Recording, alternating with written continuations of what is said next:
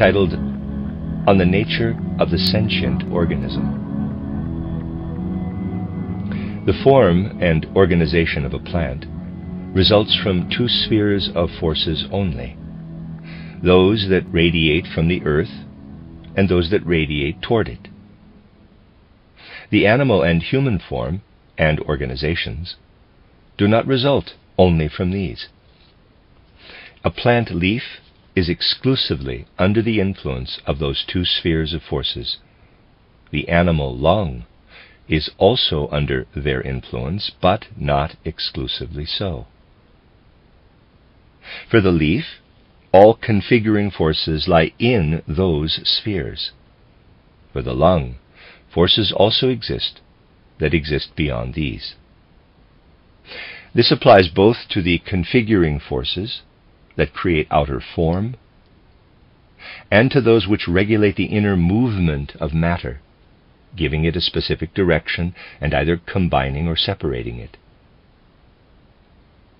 We may say that for substances taken into the plant, it is not a matter of indifference whether they live or do not live, for they enter into the sphere of forces radiating toward the earth. They are lifeless in the plant if the forces of the periphery do not act on them. They enter into life when they come under the influence of these forces. Even alive, however, plant substance is indifferent to how its elements have been, are, or will be positioned with reference to their own activity. They give themselves up to the activity of outward and inward radiating external forces. Animal substance comes under influences that are independent of these forces. It moves within the organism, or as a whole organism, in such a way that these movements do not follow from the outward and inward radiating forces only. Because of this, animal configuration is independent of the spheres of forces radiating from or toward the earth. In the plant, the interplay of those forces results in alternation between being subject to the forces radiating in from the periphery and not being subject to them. This divides plant nature into two aspects. One is oriented toward life. It is wholly in the sphere of the periphery. These are the sprouting organs that sustain growth and flower. The other is oriented toward the lifeless. It remains in the sphere of outward radiating forces. It includes everything that hardens growth, providing a firm supporting structure for life, etc. Between these two aspects, life ignites and dies away. And the dying of a plant is merely the dominance of outward radiating over inward radiating forces. In the animal, part of the substantial element is completely withdrawn from the influence of the two spheres of forces. The resulting differentiation differs from that of plants. Organs develop that remain within the influence of both spheres of forces, and also organs that lie outside them. Interactions arise between the two types of organ development, and it is due to these interactions that animal substance can be the vehicle for feeling and sensation. One consequence is the difference in the appearance, the consistency of animal compared to plant substance. In the animal organism, we have one sphere of forces that is independent of those radiating from the earth and radiating toward it. The astral sphere of forces is present in addition to the physical and etheric. We have already referred to this from another point of view. No need to be put off by the term astral. The outward radiating forces are those of the earth, the inward radiating forces those of the earth's cosmic periphery, In the astral forces lies something of a higher order than those two. It is this alone which makes the earth a cosmic body, a star, astrum. Through the physical forces, it separates itself from the cosmos. Through the etheric forces, it lets the cosmos influence it. Through the astral forces, it becomes an independent, individual entity in the cosmos. Like the etheric in the physical body, the astral in the animal organism is an independent, self-contained aspect. We may therefore speak of this aspect as the astral body. We can only understand the animal organization if we consider the interrelationships between physical, etheric, and astral body.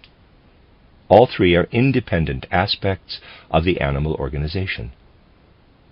And all three are also different from what exists in the lifeless mineral bodies and the living plant organisms outside them. The animal physical organism may be said to be lifeless. It differs, however, from lifeless mineral elements. It is first estranged from the mineral sphere by the etheric and astral organism, and then, through withdrawal of the etheric and astral forces, given back to the lifeless sphere. It is a structure in which the forces that are active in the mineral sphere, in the earth realm as such, can only be destructive. It can only serve the animal organism as a whole for as long as the etheric and astral forces prevail over the destructive intervention of the mineral sphere. The animal etheric organism lives like the plant organism, but not in the same way. Life is taken to a state that is foreign to itself by the astral forces. It has been torn away from the forces radiating inward to the earth and then placed in their sphere again. The etheric organism is a structure in which merely plant-like forces are at a level of existence that is too dull or dim for the animal organization. It can only serve the animal organism as a whole insofar as the astral forces raise its mode of action to a brighter level. If it gains the upper hand in its activities, sleep ensues. If the astral organism gains the upper hand, waking prevails. Both sleeping and waking must not go beyond certain levels of activity. If this were to happen in the case of sleep, the plant principle in the organism as a whole would tend toward the mineral. The plant principle would hypertrophy, which would be a pathological condition. If it happened in the case of waking, the plant principle would have to become completely estranged from the mineral. This would assume forms in the organism that are not its own, but belong to the lifeless sphere which lies outside the organic. A pathological condition would develop due to hypertrophy of the mineral principle. Physical substance enters from outside into all three organisms, physical, etheric, and astral. All three must overcome the inherent nature of the physical in their own way. This results in a threefold differentiation of organs. The physical organization creates organs that have gone through the etheric and astral organization, but are on the way back to its sphere. They cannot have arrived in its sphere completely, for that would result in death of the organism. The etheric organism creates organs that have gone through the astral organization but continually seek to withdraw from it. They have the power to enter into the dimness of sleep. They tend to evolve purely vegetative life. The astral organism creates organs that alienate themselves from vegetative life. They can only continue to exist if this vegetative life is continually taking hold of them again. Having no relationship with the forces that radiate from and toward the earth, they would have to drop out completely from the earthly sphere if this did not continually take hold of them again. There has to be rhythmic interaction between animal and plant principles in these organs. This determines the alternating states of sleeping and waking. In sleep, the organs of the astral forces are also in the dimness of vegetable life. There they have no influence on the etheric and physical spheres. These are then entirely left to the spheres of forces that radiate from and toward the earth.